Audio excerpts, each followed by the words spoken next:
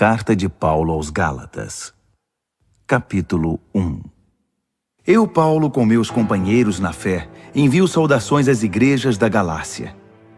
Minha autoridade para escrever a você não vem de ninguém, nem procede de alguém de hierarquia superior, mas diretamente de Jesus, o Messias, e de Deus o Pai, que o ressuscitou dos mortos.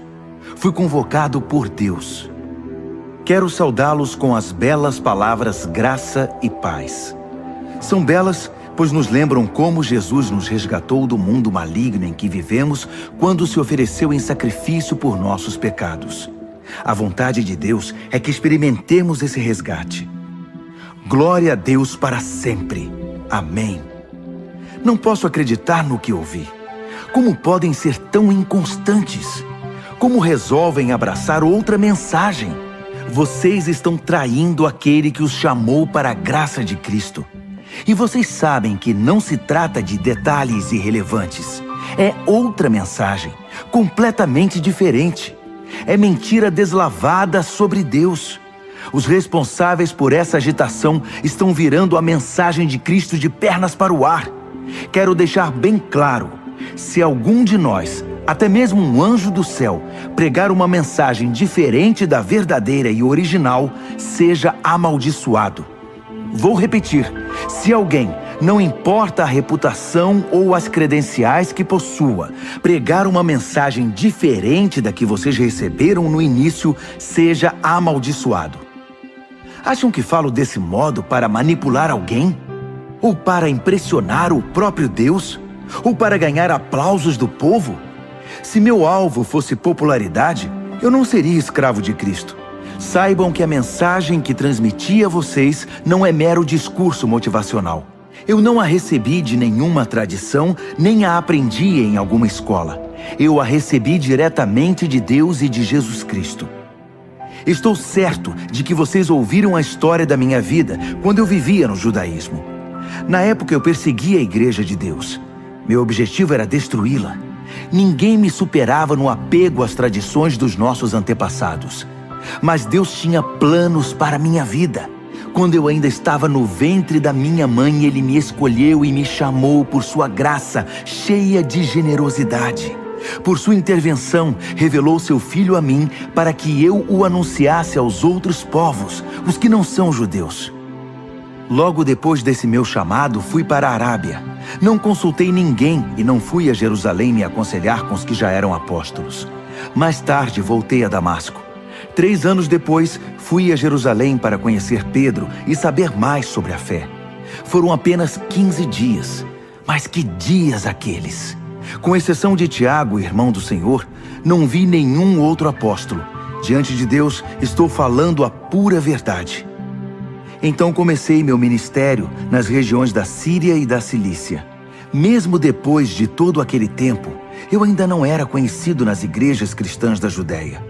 O que sabiam de mim era apenas isto: aquele homem que antes nos perseguia, agora está pregando a mesma mensagem que tentou destruir. E como eles agradeceram a Deus e o adoraram por minha causa.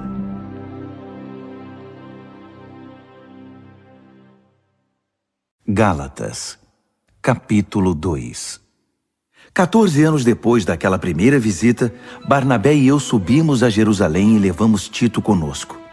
O propósito era esclarecer o que me fora revelado, e apresentei a eles exatamente o que eu estava pregando aos que não são judeus. Foi uma reunião com os líderes mais estimados da igreja, porque não queríamos que o assunto fosse motivo de debate público, trazendo tensão. Isso poderia prejudicar anos de trabalho e também meu ministério. É bom dizer que Tito, que não é judeu, não teve de se circuncidar. Mas houve alguns que se infiltraram na conferência, passando-se por cristãos. Eles vieram espionar a liberdade espiritual dos seguidores de Cristo. O propósito deles era nos reduzir à escravidão legalista, mas nós não demos chance a eles. Não podíamos permitir que vocês deixassem de lado a verdadeira mensagem. Quanto aos que eram considerados importantes na igreja, a reputação deles não me incomodou. Eu não me impressiono com aparências. Quanto mais Deus. Nenhum deles acrescentou nada à mensagem que eu prego. Logo ficou evidente que Deus me havia confiado a tarefa de pregar aos não-judeus a mesma mensagem pregada por Pedro aos judeus. Reconhecendo que Deus tinha me chamado, Tiago, Pedro e João, colunas da igreja, receberam a mim e a Barnabé e nos designaram para o ministério aos demais povos. E eles continuavam alcançando os judeus. Apenas acrescentaram um pedido: que nos lembrássemos dos pobres, o que é meu desejo profundo. Depois disso, Pedro veio a Antioquia. Acabei tendo de confrontá-lo, pois ele errou feio. Vou contar como foi. Antes que algumas pessoas da parte de Tiago chegassem à cidade, Pedro comia normalmente com os que não eram judeus. Mas depois que o grupo de Jerusalém chegou, todos conservadores, ele começou a evitar todo o contato com seus amigos não-judeus. Isso provou que ele tinha medo do grupo conservador judaico, que tentava fazer valer o velho sistema da circuncisão. Infelizmente, o restante dos judeus da igreja de Antioquia aderiu à hipocrisia, até mesmo Barnabé. Quando vi que eles não se comportavam de acordo com a mensagem, contestei Pedro na frente de todos.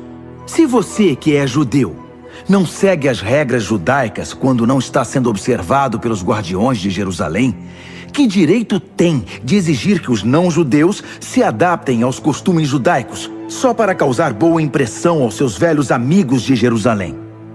A verdade é a seguinte: nós, judeus, não somos superiores aos demais pecadores. Sabemos muito bem que não somos justificados diante de Deus por guardar regras, mas apenas pela fé em Jesus Cristo.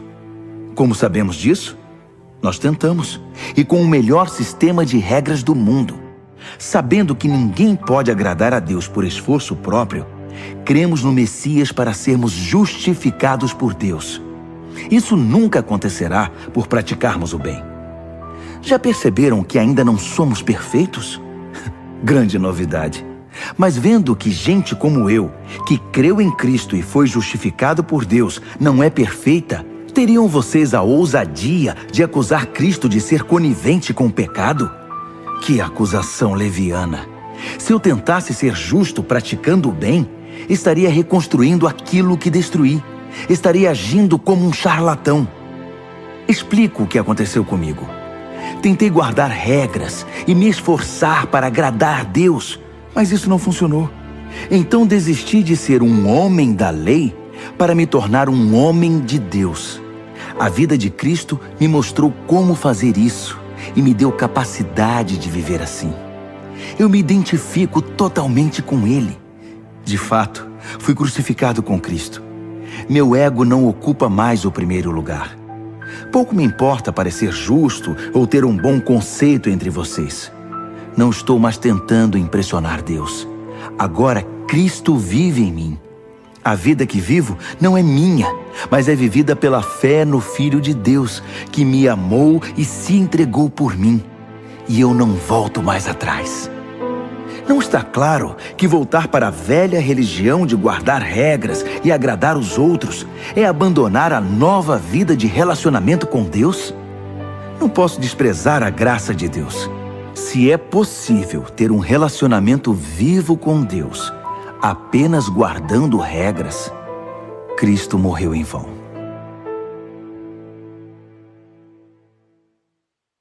Gálatas, capítulo 3. Meus queridos Gálatas, vocês ficaram malucos. Alguém os enfeitiçou? Perderam o juízo? Algo muito estranho aconteceu, pois é óbvio que Jesus crucificado não está mais no centro da vida de vocês. E vejam que o seu sacrifício na cruz foi apresentado a vocês com muita clareza. Permitam-me perguntar: como começou a nova vida de vocês? Foi resultado do esforço para agradar a Deus? Ou foi por terem aceitado a mensagem de Deus? Pretendem continuar com essa loucura? É preciso perder o juízo para pensar que é possível completar por esforço próprio aquilo que foi iniciado por Deus. Se vocês não foram capazes o bastante para começar a obra de Deus, acham que podem aperfeiçoá-la? Será que tudo o que sofreram foi inútil? Cuidado, vocês podem perder tudo o que alcançaram. Respondam-me, será que Deus, que os presenteia com sua presença, com seu Espírito Santo, que realizou em vocês o que jamais conseguiriam fazer por esforço próprio, fez tudo isso por causa do esforço de vocês ou porque vocês confiaram a Ele esse trabalho? O que acontece com vocês não é diferente do que ocorreu com Abraão. Ele creu em Deus e esse ato de fé transformou-se numa vida justificada por Deus. Não é óbvio que quem deposita confiança em Cristo, mas não na lei, é como Abraão, filho da fé? Está previsto nas Escrituras que Deus justificaria os não-judeus pela fé. As Escrituras deixam isso muito claro na promessa feita a Abraão. Por seu intermédio, todas as nações serão abençoadas. Portanto, quem agora vive pela fé tem a mesma bênção de Abraão, que viveu pela fé. Não se trata de uma doutrina nova. É antiga e mostra que todo o que tentar viver a justiça por esforço próprio, independentemente de Deus, está destinado ao fracasso. As Escrituras resumem isso assim: maldito aquele que não consegue cumprir tudo o que está escrito no livro da lei. A impossibilidade óbvia de se cumprir um código moral como esse deixa claro que ninguém pode ter um relacionamento com Deus nessa base. Só pode ter um relacionamento real com Deus quem aceita o caminho de Deus. Fazer alguma coisa por Deus é o oposto de deixá-lo fazer por nós.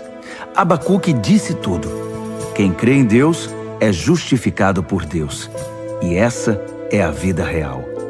A observância das regras jamais chegará à vida de fé. A pessoa apenas perpetuará o hábito de guardar regras, o que se vê nas Escrituras. Aquele que faz estas coisas, observar as regras, continua vivendo por elas. Cristo nos redimiu dessa vida amaldiçoada de derrotas, quando Ele mesmo a absorveu. As Escrituras dizem: maldito é aquele que for pendurado num madeiro. Foi o que aconteceu quando Cristo foi pregado na cruz. Ele se transformou em maldição e, ao mesmo tempo, deu fim à maldição. Agora, por causa disso, está tudo resolvido. E vemos que a bênção de Abraão está disponível para quem não é judeu também. Todos agora podem receber a vida de Deus, o seu Espírito que está em nós e conosco quando cremos, exatamente como Abraão o recebeu. Amigos, permitam-me citar um fato do cotidiano para ilustrar a vida de liberdade de que estou falando. Quando o testamento de alguém é ratificado, ninguém pode anulá-lo nem acrescentar-lhe nada. É o caso das promessas feitas a Abraão e ao seu descendente. Observem que as Escrituras, na linguagem cuidadosa de um documento legal, não dizem aos descendentes, referindo-se a todos em geral, mas ao seu descendente. A palavra está no singular, referindo-se a Cristo. Quero explicar esse texto.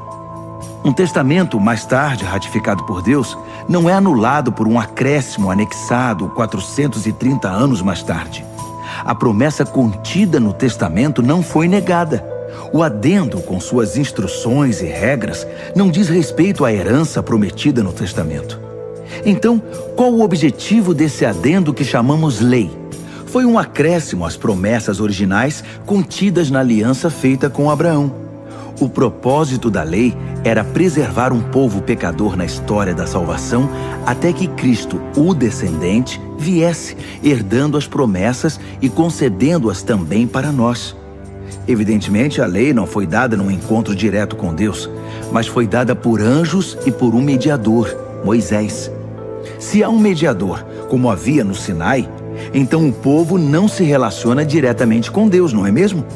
Mas a promessa original é a bênção direta de Deus, recebida pela fé. Estaria então a lei contra a promessa? Seria uma negação da vontade de Deus para nós? Nunca. Seu propósito foi mostrar que não tínhamos um relacionamento de verdade com Deus. Ou seja, mostrar como é absurdo esperar que um sistema religioso consiga sozinho o que só é possível com fé, pelo cumprimento da promessa de Deus. Pois se observar regras pudesse trazer vida para nós, nós já a teríamos obtido. A questão é que, enquanto ainda não havíamos chegado a ponto de responder com fé ao Deus vivo, fomos devidamente guardados e protegidos pela lei mosaica. A lei era como aqueles tutores gregos, bem conhecidos de vocês, que conduzem as crianças à escola e as protegem de perigos ou distrações, certificando-se de que chegarão aonde devem ir. Mas agora que chegaram ao destino, não precisam mais desse tutor. Pela fé em Cristo, vocês têm agora um relacionamento direto com Deus. O batismo que receberam em Cristo não foi um simples banho, mas um novo começo. Vocês também passaram a usar novas roupas, roupas de adulto na fé, a vida de Cristo, o cumprimento da promessa original de Deus. Na família de Cristo, não pode haver divisões entre judeus e não-judeus, escravos e livres, homens e mulheres. Entre vocês, todos são iguais. Isto é, nós todos estamos em um relacionamento comum com Jesus Cristo. Agora que são a família de Cristo, vocês são também os famosos descendentes de Abraão, herdeiros de acordo com as promessas da aliança. Gálatas, capítulo 4. Permitam-me mostrar a vocês as implicações disso. Enquanto é menor de idade, o herdeiro não está em posição melhor que a do escravo. Ainda que legalmente seja dono da herança, estará submisso a tutores e administradores até a data estabelecida por seu pai para a emancipação. Assim acontece conosco. Como escravos, dependíamos dos dominadores deste mundo, sem autoridade sobre a própria vida, pois ainda não havíamos sido emancipados. Mas quando chegou o tempo estabelecido, Deus enviou-nos seu Filho, nascido de uma mulher, sob as condições da lei, para redimir os que estavam sob o domínio da lei. Assim fomos libertados para sermos filhos que têm direito à herança. Uma vez que fomos adotados como filhos, Deus enviou o Espírito do seu Filho ao nosso coração, o que nos dá o privilégio de chamá-lo Papai. Essa intimidade com Deus é para vocês que são filhos, não para escravos. E como filhos, são também herdeiros com pleno acesso à herança. Antes de conhecerem Deus pessoalmente, vocês eram escravos dos deuses, que nem deuses são. Mas agora que conhecem o Deus verdadeiro, ou melhor, agora que Deus conhece vocês, como podem se sujeitar novamente a esses pretensos poderes? É como temer o bicho-papão. E não é isso que vocês fazem quando observam tradições e superstições associados a datas e festas especiais? Será que foi em vão tudo o que fiz por vocês? Meus queridos, gostaria muito que se pusessem em meu lugar. Afinal, foi o que fiz quando estive com vocês. Como vocês foram sensíveis e gentis. Em nada me prejudicaram. Quando preguei para vocês pela primeira vez, estava doente e nem pude prosseguir jornada. Sei que não é fácil receber um hóspede doente, mas vocês me trataram tão bem como se eu fosse um anjo de Deus, ou como se estivessem recebendo o próprio Jesus. O que aconteceu com toda aquela alegria? Sei que vocês teriam me dado os próprios olhos se fosse preciso. Tal era o carinho com que cuidaram de mim. E agora, de uma hora para outra, parece que virei inimigo de vocês? Foi só por dizer a verdade? Não posso acreditar. Os pregadores de heresias tentam agradá-los de todo jeito. É pura bajulação. Eles querem acabar com a liberdade que a graça de Deus dá a vocês. O objetivo deles é fazê-los dependentes da aprovação e da orientação que pretendem dar. Querem apenas se sentir importantes. É muito bom que vocês sempre façam o bem, mesmo quando não estou por perto. Por que mudar de atitude para comigo quando estou longe? Querem saber como me sinto agora, até que a vida de Cristo seja uma realidade na vida de vocês? Como uma mãe em dores de parto. Como eu queria estar com vocês. Eu nem falaria nesse tom tão severo, abrindo o coração. E vocês que são viciados na lei, já deram pelo menos uma olhada no que ela diz? Abraão teve 2 filhos, um da escrava e outro da livre. O filho da escrava nasceu por uma iniciativa humana. O filho da livre nasceu pela promessa de Deus. A ilustração é clara. As duas histórias mostram dois modos de relacionamento com Deus. A primeira fala do Monte Sinai, na Arábia. Representa o que acontece em Jerusalém, uma vida escrava que produz escravos como descendentes. É o caminho de Agar. A segunda fala da Jerusalém invisível, uma Jerusalém livre, nossa mãe. É o caminho de Sara. Lembrem-se do que Isaías escreveu. Alegre-se, ó estéril, você que nunca teve um filho. Exulte e cante, você que nunca sofreu as dores do parto. Porque são mais os filhos da abandonada do que os filhos da mulher casada.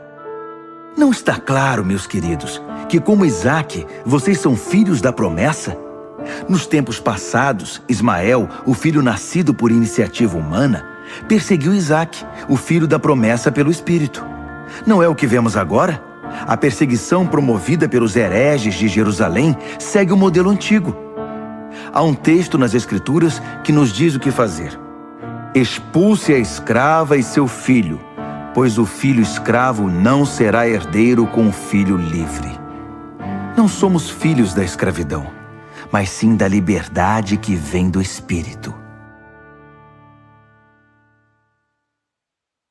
Gálatas, capítulo 5.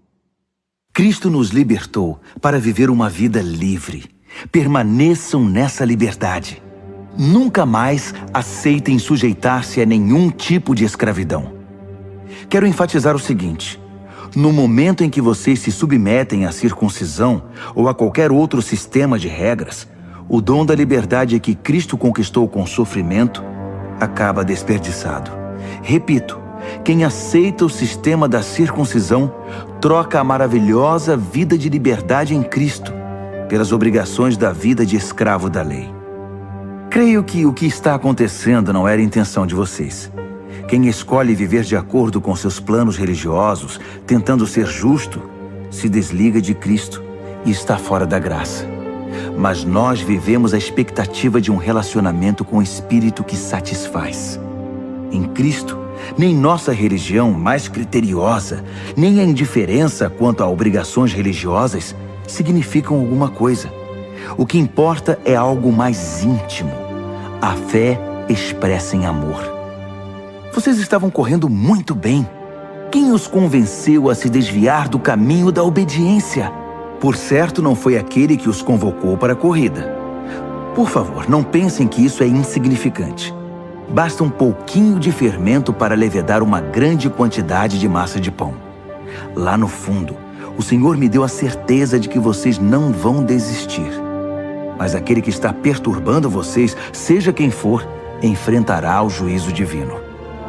Saibam que o boato de que continuo a pregar a circuncisão, como eu fazia antes de encontrar o Senhor na estrada de Damasco, é um absurdo.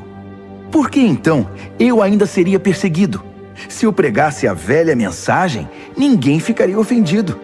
Omitir a cruz diluiria tanto a mensagem que ninguém se importaria.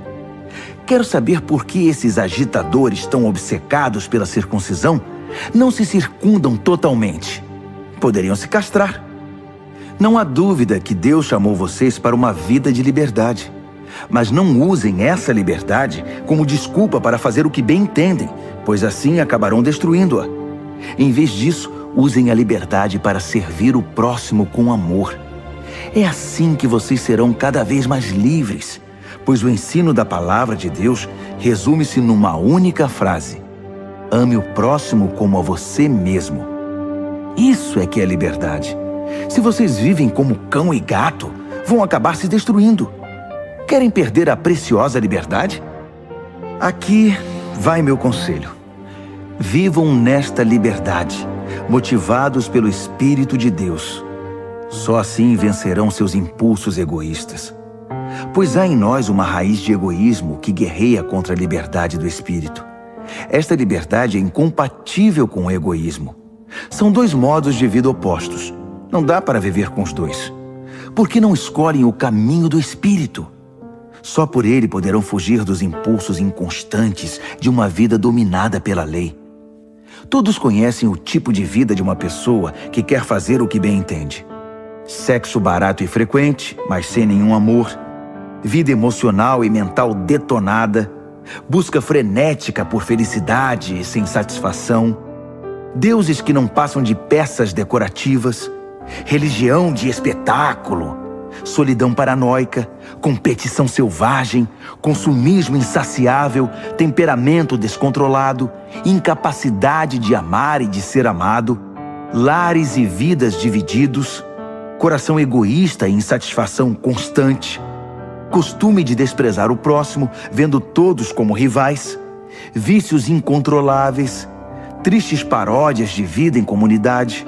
E se eu fosse continuar, a lista seria enorme. Essa não é a primeira vez que venho advertir vocês. Se usarem a liberdade desse modo, não herdarão o reino de Deus. Mas vamos falar da vida com Deus. O que acontece quando vivemos no caminho de Deus? Deus faz surgir dons em nós, como frutas que nascem num pomar. Afeição pelos outros, uma vida cheia de exuberância, serenidade, disposição de comemorar a vida, um senso de compaixão no íntimo e a convicção de que há algo de sagrado em toda a criação e nas pessoas. Nós nos entregamos de coração a compromissos que importam, sem precisar forçar a barra, e nos tornamos capazes de organizar e direcionar sabiamente nossas habilidades. O legalismo não produz nada disso, apenas atrapalha. Para quem pertence a Cristo, seguir o próprio caminho e deixar para depois as necessidades dos outros são atitudes que ficaram cravadas na cruz. Já que a vida do Espírito é o tipo de vida que escolhemos, convém lembrar que isso não é apenas uma ideia ou um sentimento no coração. Suas implicações devem ser realidade em cada área da nossa vida. Isso significa que não devemos ficar fazendo comparações como se um fosse melhor que o outro. Temos coisa mais importante a fazer na vida. Ninguém é melhor do que ninguém. Cada pessoa tem valor singular e inestimável. Gálatas, capítulo 6. Amigos, vivam com criatividade. Se alguém cair em pecado, restaurem-no com perdão. Guardem as críticas. Vocês podem precisar de perdão antes que o dia termine. Ajam com misericórdia e estendam a mão aos oprimidos. Compartilhem aquilo que pesa a vocês e cumpram desse modo a lei de Cristo. Se pensam que são bons demais para agir assim, estão muito enganados. Cada um examine com cuidado a si mesmo e a maneira segundo a qual está cumprindo a missão que recebeu e dedique atenção total a ela. Não fiquem admirando vocês mesmos, nem se comparando com os outros. Cada um precisa assumir o compromisso de fazer o melhor que puder com sua vida. Vocês, que já chegaram à maturidade, sejam generosos com aqueles que os instruíram, compartilhando com eles tudo o que de bom possuem e experimentam. Não se enganem, ninguém faz Deus de bobo. Toda pessoa colhe o que plantou. Quem planta egoísmo, ignorando a necessidade dos outros e a Deus, colherá o mal. O resultado de sua vida será frutos inúteis. Mas aquele que planta conforme Deus, permitindo que o Espírito faça a obra de crescimento nele, terá uma colheita de verdadeira vida, vida eterna. Portanto, não se cansem de fazer o bem. No tempo certo, teremos uma boa colheita, se não nos desesperarmos nem desistirmos. Cada vez que tivermos chance, trabalhemos para o benefício de todos, a começar pelos mais próximos de nós na comunidade da fé. Nestas linhas finais, chamo a atenção para os traços grossos da minha caligrafia, para ressaltar a importância do que escrevi. Aqueles que tentam impor a vocês a prática da circuncisão têm um único objetivo: querem parecer bons sem fazer esforço, pois não têm coragem de viver a fé que compartilha o sofrimento e a morte de Cristo. A doutrina deles nada é, até porque nem eles guardam a lei. Observam apenas as leis que interessam aos seus propósitos. Eles querem que vocês sejam circuncidados para que possam se orgulhar do sucesso em recrutá-los para o lado deles. Como são desprezíveis! Quanto a mim, não vou me orgulhar de nada, a não ser da cruz do nosso Senhor Jesus Cristo. Por causa daquela cruz, fui crucificado aos olhos do mundo, libertado da atmosfera sufocante, da necessidade de agradar os outros e me encaixar nos padrões mesquinhos ditados por eles. Percebem que esta é a questão principal? Não é o que fazemos, como submeter-se à circuncisão ou rejeitá-la. É o que Deus está fazendo. E Ele está criando algo novo, uma vida livre. Todos os que caminham por esse padrão são um verdadeiro Israel de Deus, seu povo escolhido. Paz e misericórdia sejam com eles. Francamente, não quero mais ser incomodado com essas disputas. Tenho coisas mais importantes para fazer, como viver a fé com seriedade. Trago em meu corpo as cicatrizes do meu trabalho por Jesus. Que tudo o que nos é concedido livremente pelo Senhor Jesus Cristo venha a ser de fato de vocês, meus queridos amigos. Amém.